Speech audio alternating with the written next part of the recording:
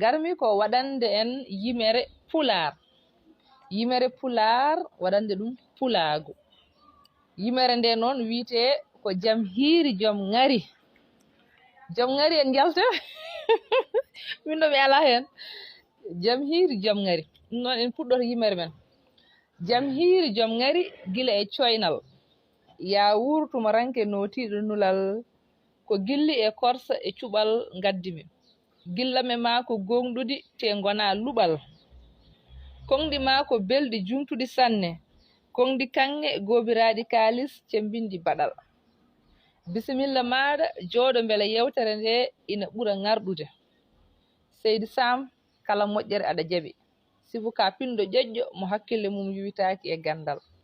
Mi jooɗotako so wona bertanami leeso kange ngo ɓorɗi kalis. Sa woppino hono maggo galle bamma mami wertane hono maggo ɗo. Gaccumi galle babam kay ko ngaari ɓuƴiri hakkunde nayi. Ɗum ko lewru e koode dow kammu. Anne laana kange awƴal kalis so duñi holto jofoyta. Kan laana kay jofoyta ko tufnde yontaɓe. Joni de mami jooɗo Sibulahal yiiti mbeɗu mum. Min noon ngari mi yiilade ko awdi ndi gabbe daneeje keele ɓutti on ko namdal. Awdi ndi gabbe daneeje keele ɓutti on ko namdal. Mbeɗa yiɗi piro noon kam holko firti ɗum ɗon. O jokki o wi wona noon haalde kecce ene fiito becce. A tawi ɗo mbeɗu kange ndimo kono annene ya taw aɗa mahanami huɓere nebam. On nani joom hakkille kaldat. O wi ya taw aɗa mahanami huɓere nebam. O wi mi jaɓi kono annene ya taw aɗa sukanami cereeri nangi. Ko farmate Hammadi kaldat. O wi an kam holno cereeri nangi cukkorto. O wi anne e mbaadi hakkille ma holno huɓere nebam mahorto. O wi mi faami ndeke ka joom hakkille ceebɗo neho mawɓe. Baba ari. Babiraɗo yetti wiɓe jam kongol baba. Babiraɗo wiɓe jam hiiri e mon ɓikkonam.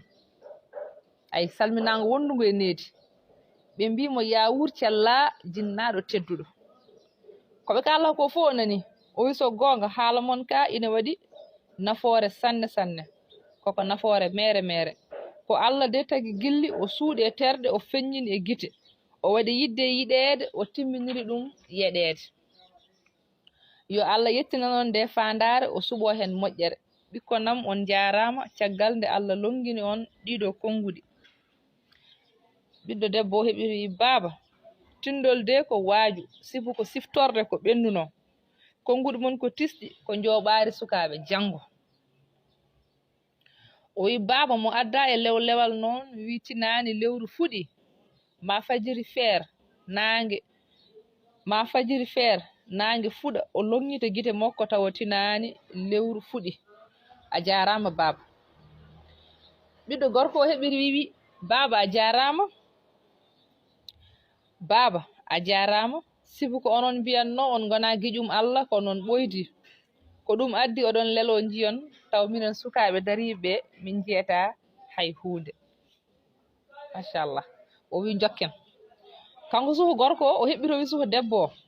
Ndeke mi laaɓama a wona dewel jooɗo diño lelo heewa leeso daro koppi ndenda a wona kadi dewel daɓɓel perlel jooɗo ferlo daro ferliɗa yaɓɓa ƴeɓa fergito filta. Machallah ndeɗo windande itta koye duɗal Demba Amadou Bari toon to leydi Mauritanie yo Allah yurmomo yaafomo.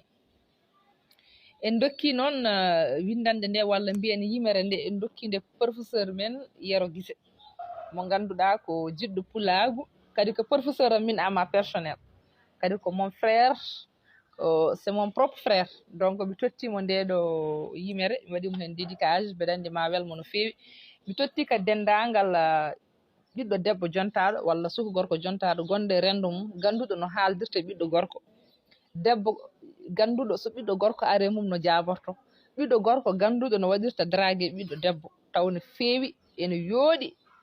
Machallah nde won noon pullo andiran koko fewi andiran koko yooɗi so yeehi ne haaloy ko